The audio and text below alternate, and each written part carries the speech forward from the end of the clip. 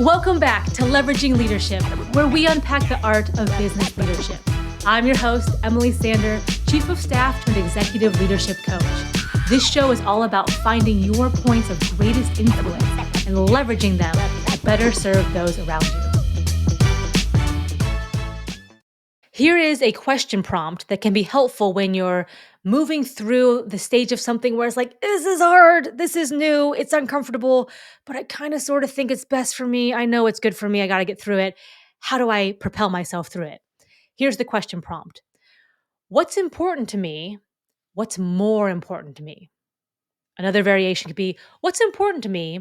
What's most important to me? All right, some examples here would be, it's important we get this product launched on time. That's really important. What's more important is I don't die in the process, right? If you're dead, not going to do any good for anyone around you. Another example would be, it's important for me to not feel too uncomfortable. I like to be in my comfort zone. I like to be in my sweet spot. That's what's important to me. It's more important that I'm able to speak to what our organization does at conferences. I might not like making speeches in front of a room full of people. I might not like being on Q&A panels, but given my leadership role, it's important that I'm able to do that effectively. Our company makes medical devices and we literally save lives. So while it's important for me to feel comfortable, in the grand scheme of things, what's far more important is that I get to a place where I can go into conferences, get our message across, and people know about us. People know about this thing that could help them. So it's far more important. It almost diminishes like my comfort level is small potatoes in the grand scheme of things. It's far more important for this to happen. It's not about me, it's about who it can help. Okay. Next example would be here's one I get a lot is it's important to me to get the right answer or to not be wrong in front of people, right? That's really important to me. What's most important in my life is to care less about what people think, to develop the habit and thought pattern of caring less, even a little bit less, about what people think. Because over time, over years and years, decades and decades, your life, forming that habit will create freedom and space and just less anxiety and consternating over this and that and hanging on people's words or caring about what other people think about you and assigning value, like your self-worth around that.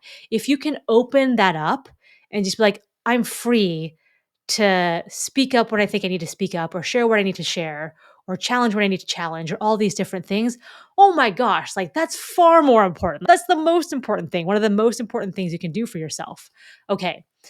Other quick example here would be, this is kind of like outside of work, but it's important for me to sit here in bed and scroll on my phone for the next 45 minutes. I'm comfortable. It's warm here. That's really important to me. Okay. What's more important is for me to get my butt out of bed and not feel rushed in my morning. That's more important to me. It might be most important for, hey, look, if I can get up and I can read for 45 minutes or even half an hour and learn something and get knowledge into my brain, or maybe journal and just set my day up and just get myself settled and journal without feeling rushed. Maybe it's I'm going to invest 30 minutes or 45 minutes into a project for my family or do something for my friends or maybe write that book I always wanted to, little by little, bit by bit.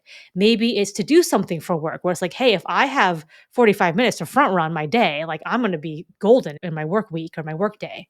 So these are some examples that you can use this question prompt for. But people I speak with, and most people I speak with are driven, ambitious people who have goals, who are into personal growth, who are into stretching themselves. Most of the time, you're going to run into this stage where it's like, I don't know if I really wanted to do this, but I know it's good for me. I know it's important. So it's framing it in the like, here's what's important to me. Yes. Acknowledge that, verbalize that. Great. But then also know what's more important. What is most important at the end of the day?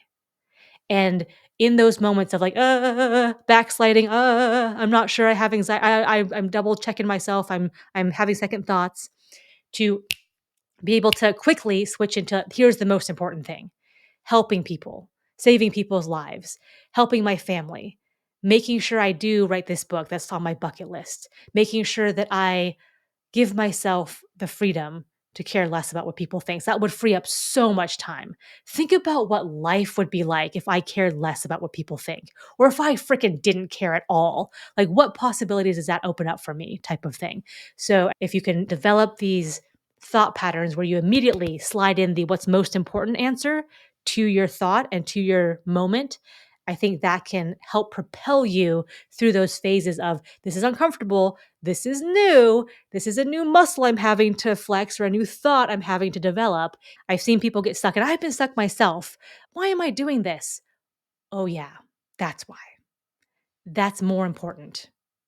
That's most important. And then I get a little bit like belligerent with it. I'm like, you watch me. Consider it done. Consider it done. You watch me do that. And then it's like, I'm bad at it. I'm bad at it. I'm better at it. It's a little easier. It's not that much easier though. I don't think I can hold on. I'm gonna do it. I'm gonna do it. Okay, I think I've gotten my footing. Okay, here we go. Okay, here we go. And then you get good, and then you get great.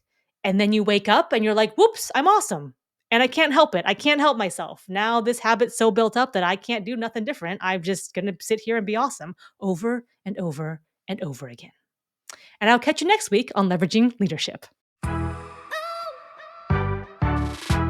If you enjoyed today's episode, please like, share, and subscribe wherever you get your podcasts.